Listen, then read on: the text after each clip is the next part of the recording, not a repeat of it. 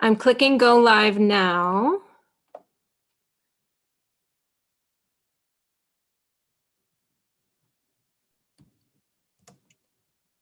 All right.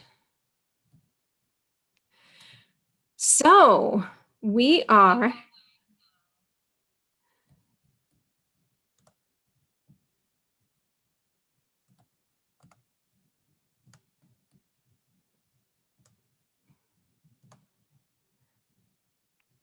All right. I think we are live. We are delighted to have so many people joining to watch this little, I don't know what you would even call it. I call it a fantasia because it's an imagining. It's just a what if situation of these two women somehow encountering one another in the afterlife. And I just thought, actually, I have to give credit where credit is due. It was my mother's idea. I was asked to write or to perform or to do something relating to Abigail Adams for a meeting of the Jane Austen Society of Maryland's birthday get together. And I was trying to connect Abigail and Jane in some way. And, I looked and realized that there wasn't really a place they had ever crossed paths in life. And my mom, my mom suggested, what about afterlife? Because their lives came to an end not that far apart, even though they were 30 years apart in age. They died rather close to each other. So I explored that a little further, and this is the result. So Laura, why don't you talk a little about, I'm kind of just, I want to give you an opportunity to talk about your experience with, embodying Jane Austen and how your, piece of this sort of fits in with what you do. So. Oh, well, thank you. Yes, and I was so delighted that you invited me to be involved. I guess I read a draft of the script several years ago, and it's been fun to see how it's grown and changed. I've been working on Jane Austen for many years as a historical portrayer, and I had never really thought of putting her in a room with Abigail Adams, but I love the idea. They do share so many similarities.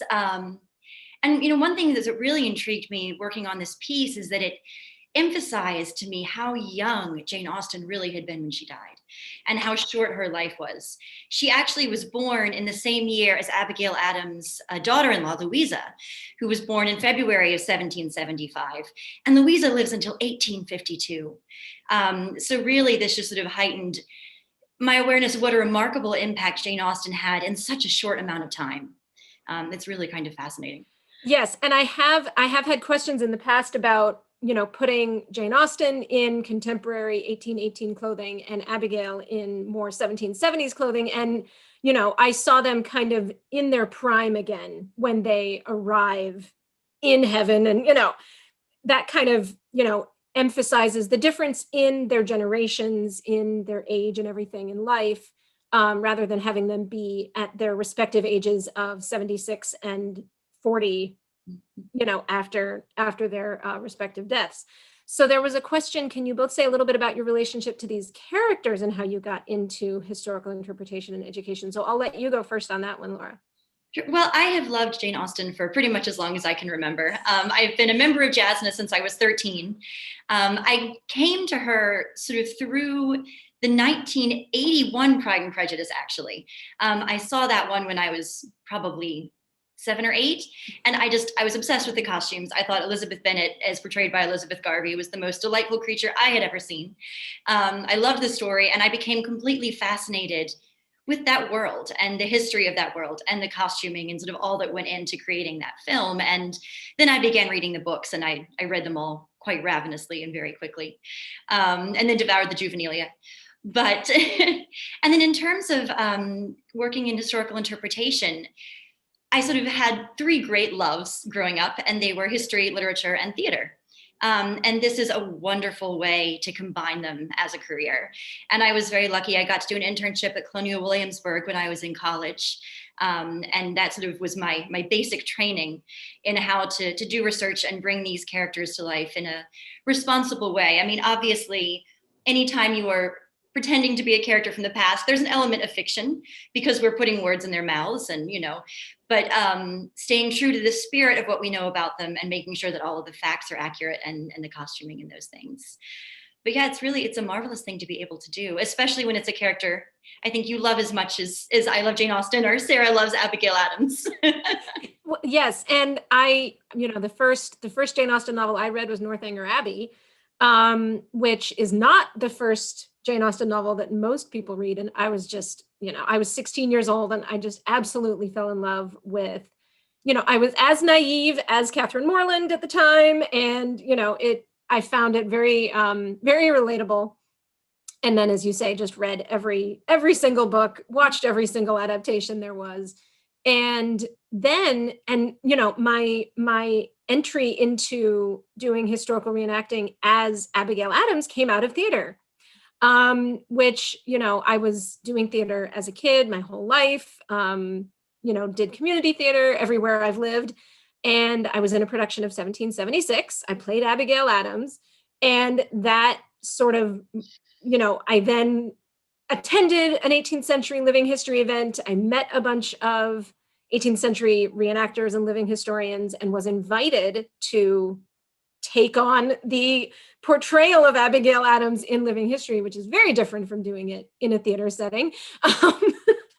That was almost 5 years ago now. So, I've been studying and learning about her to be able to give that sort of first person perspective on, 18th century life, speaking as if, it is the 18th century and not kind of trying to put, a modern take on it.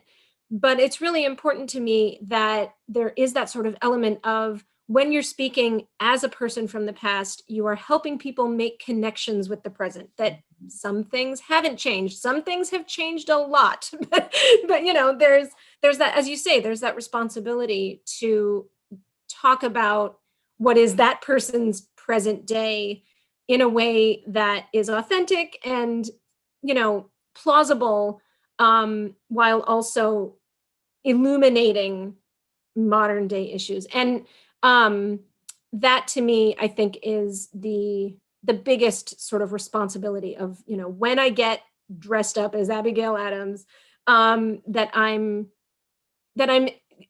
confronting all of that. And there was some conversation between Laura and me about what else might be included in this play. And it is still sort of a work in progress. And we didn't get into questions of, the politics of the time and slavery and the issues surrounding that both of their families were entangled in. I mean, there was a great deal of connection in both of their worlds to the transatlantic slave trade and to the plight of the people who were enslaved.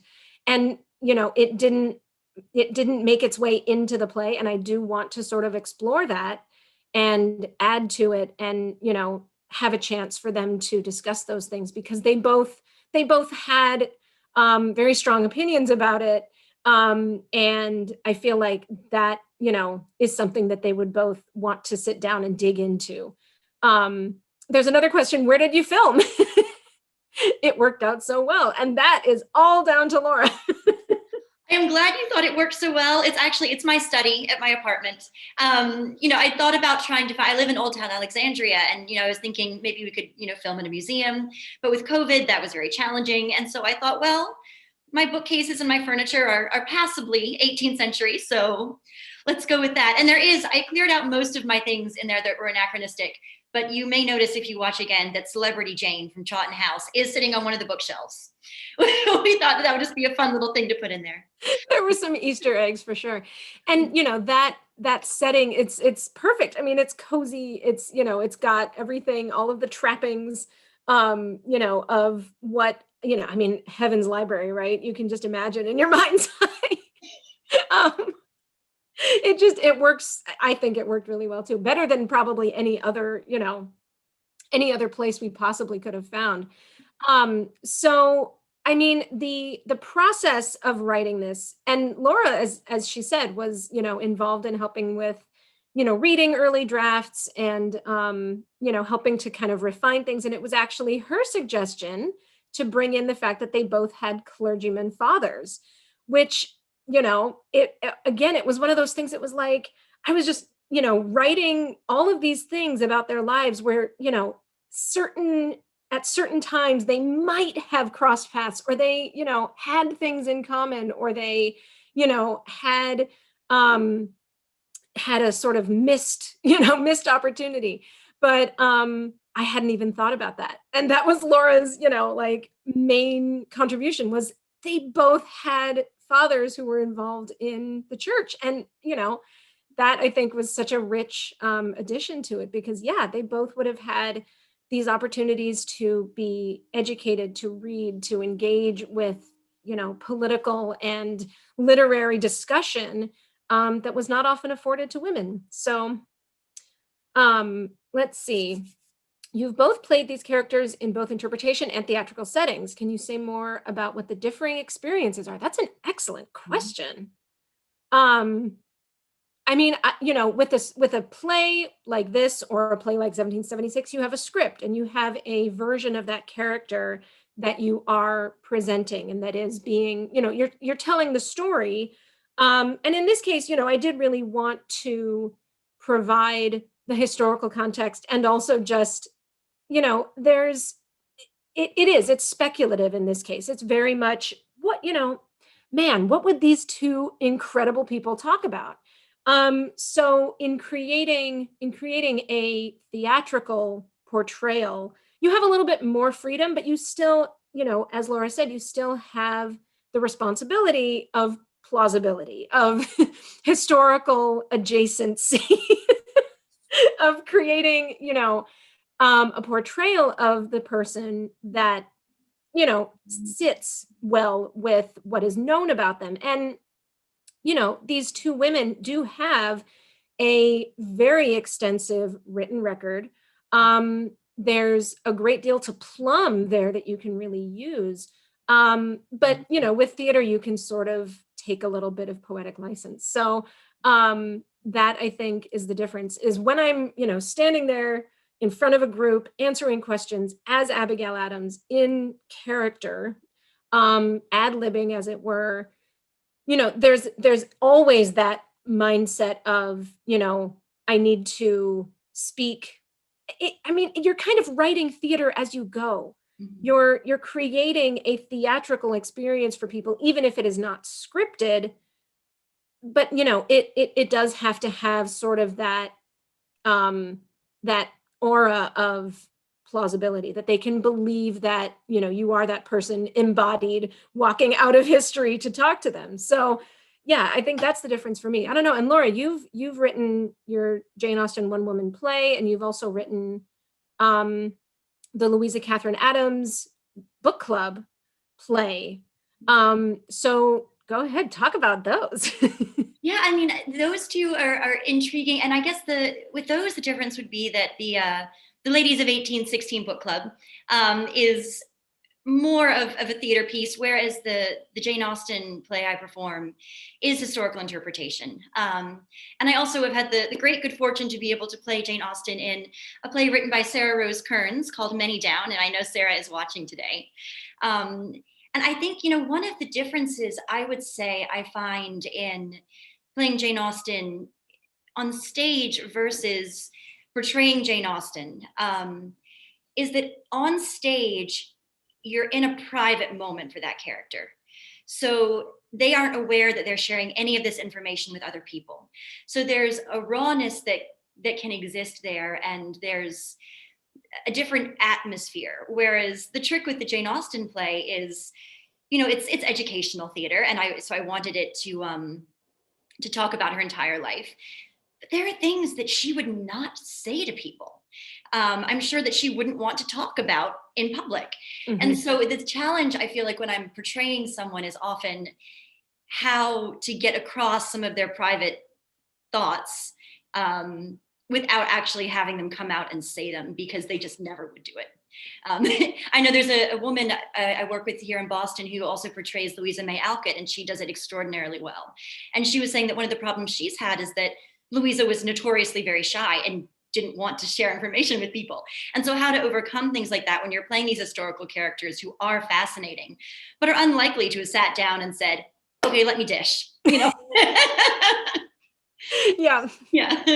Which is why, it is fun to sort of have Abigail and Jane in heaven getting to sort of just, the sorts of things that Jane would probably not have wanted said about her, feelings. I mean, she wrote some kind of mean stuff about, the Prince Regent and all of that in her lifetime, but really just like she gets to hand it to him, in this. And I think that, that gives you that sort of freedom that, you wouldn't ordinarily have. So, I mean, and it was also Laura's idea to include the tea and provide opportunities for tea choreography, which I thought was just brilliant. That is one thing I've learned works very well in these plays. Yes, is the teacup choreography. We use that a great deal in the Ladies of 1816 book club. But yeah. You have to take a sip of tea so that you don't say something you'll regret. And it also has a practical purpose. I mean, especially with the one woman Jane Austen play I do, I need something there to drink periodically because it's me talking for an hour. Exactly. Mm-hmm. Yes, there was actually tea, and we did actually sip. Yep. Although I was very carefully hiding the tag on the tea bag so that you couldn't see it on the camera, because I was not historically accurate and did not use loose leaf tea, I'm afraid. I took a shortcut there. But nobody's perfect. But I mean, the sort of that is such an interesting question about, do you approach, so this was similar, do you approach a historical character in the same way you'd approach creating a character for a play? And I think that, there is an element of, again, storytelling. What story are you trying to tell? And even when, even if I'm giving a living history presentation or talk or, Q&A or something like that, I often have stories in mind that I want to tell.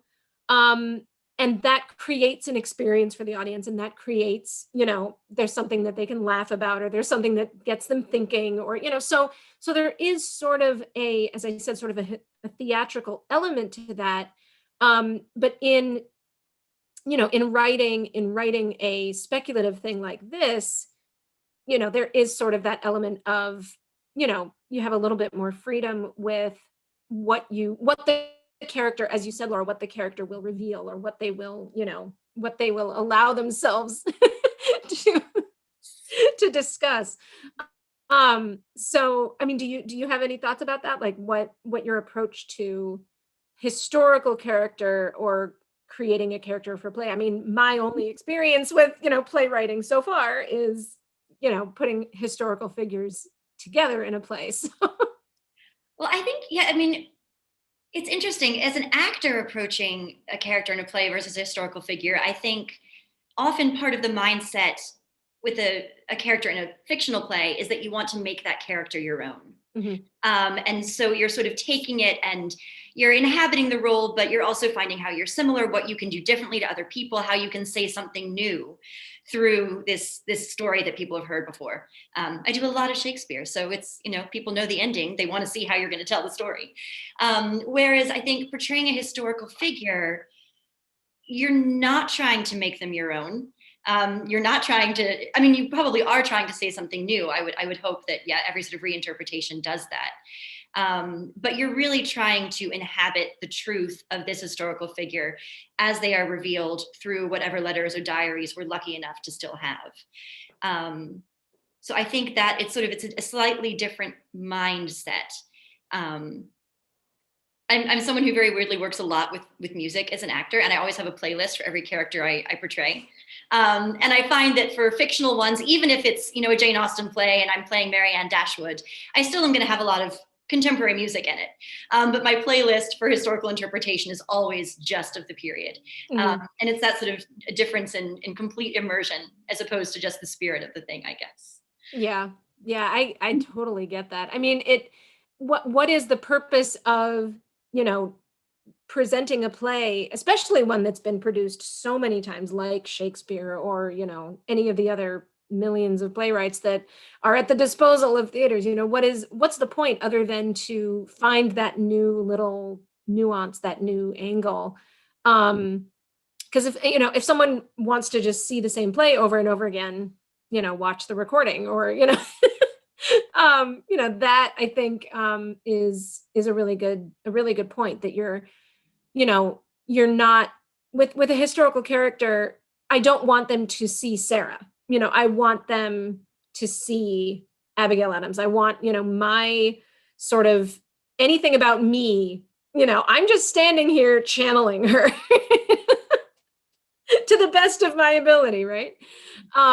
So, you know, that is definitely the difference. I think you're absolutely right, that it really is, you know, I'm sort of stepping aside and letting Abigail Adams, as best I know her, you know, come through. So, yeah. It's a blessing and a curse, I feel like, with both of these women in particular, to have so much documentation, Right. because it's wonderful because we know so much about them that we can share, but it's also a much heavier responsibility because we know so much about them. And so there's no real room for sort of fancy or mistakes because we know. Uh, Right. I had someone say to me as I approached them, you know, as dressed as Abigail Adams, you know, the whole conceit was, you know, it was an 18th century reenacting event. And I walk up to them and they say, "I've been waiting to meet you. I'm one of your biggest fans." that's so lovely. And it, you know, it really, like, you know, giving someone that opportunity to meet one of their, you know, heroes, um that's, you know, that's a pretty cool thing. But again, yeah, I mean, they're expecting a certain, you know, a certain aspect, a certain behavior, a certain, you know, they're probably expecting me to say certain things. Mhm. um and yeah, it's an interesting it's an interesting dynamic. Yes. um So, okay, so Sarah Rose asks, how long did it take you to get to the point where you can improvise as Abigail Adams? That seems intimidating. It is intimidating. It's very intimidating. And I feel like I'm still, you know, not perfect at it. Being able to get into the mindset as well as the language and into the, you know, proper description of how the proper depiction of how she would sort of ad lib is intimidating. And the other thing too is that she was, despite, as you say, you know, this prolific letter writer, you know, very outspoken in that channel she had of communication to John. You know, she was not the type of woman, I don't think, who would get up on a soapbox and speechify. You know, she would not. So, you know, in some ways, speaking as her on a topic, I will often preface with, you know, I'm not accustomed to having my thoughts, having my thoughts, you know, as public as they are. You know, because she had strong convictions and strong beliefs, but was not often called upon, I think, to, you know, make great grand statements in the way that people think of. Remember the ladies was a letter she wrote to the person she loved who had influence within the Continental Congress. It wasn't a treatise, it wasn't, you know, it wasn't a pamphlet, it wasn't, you know. So, you know, balancing her kind of um rectitude, I guess you could say, with, you know, not being the type of person to just, you know, make these bold statements to whoever would listen, with the sort of living history, you know, trope of sort of speaking, giving a presentation, answering questions back and forth. It's still something I'm refining. And of course, during COVID, I haven't had as many opportunities to meet with the public, to, engage in that sort of back and forth. I've done some, online virtual presentations and Q&A, but it's having the audience in front of you is really what gives you that kind of rapport and practice. And so I haven't been able to practice as much. What do you think? Do you do sort of improvised Jane Austen talks, or have you mostly just done your sort of one woman scripted presentations? Jane Austen has mainly been scripted, just because we're in the US, so there are yet fewer places where she would sort of be chatting with people. But I improvise as Louisa Catherine Adams and as Eliza Custis. And I'll say that is one time when I'm really grateful to have letters and quotes from the people, because I always feel better if I know I can just pull a quote from one of their letters to engage in conversation with the question that's being asked me, because then I know that I'm responding the way that they would. Yeah. And so that's always very reassuring. Yes. Yeah. If there is something that that an opinion that they held, or that's always good. But of course, you always get people that are going to try to stump you. I remember when I was playing Eliza Custis at Mount Vernon, and someone asked me, thinking that they were very clever, what a top 20 hit would have been in 1789. And I just sort of, I think I went back in my head and I knew what arias Eliza had been practicing on the piano. I had a list of her sheet music, and so I said one of those. But it's always entertaining to see what people want to ask you. Some of them are great questions, and sometimes they're just trying to stump you. They really are. They come to you with something they know about that person, and they want to make sure you know it too. There's always that element of it, the sort of, the test, or the, what do you think of Alexander Hamilton? The interpreters will tell you, what's popular in yes in society with the questions that people come to you with. Well, it's about 3:45, and I want to make sure that people have time to get over to the next virtual JaneCon presentation. Also, I want to be sure to thank Bianca Hernandez Knight for organizing this incredible weekend, for including this presentation, for bringing together all these scholars and sewists and incredible people who love Jane Austen and who want to celebrate her and share her with other people in the best way we can right now during COVID. So thank you so much, Bianca. Thank you to Adrian, who was our moderator for the play itself, and now for our Q&A as well. The next presentation for JaneCon is at 4:00. It's the YouTube channel is Reclaiming Jane. And the presentation is Why Jane Austen Isn't Just for White Women. And there have been some incredible discussions relating to race and Regency and Jane Austen already. So I would highly encourage everyone to go back to look at the program and see if there's any presentations that you have missed. It's all been so thought-provoking and wonderful. And this little piece, I'm so glad we got to share this. Thank you so much for watching. Thank you for the wonderful questions. I'm going to go ahead and turn off the live stream. Let's see. Thank you so much. And thank you, Adrian. Thank you so much for moderating. And I hope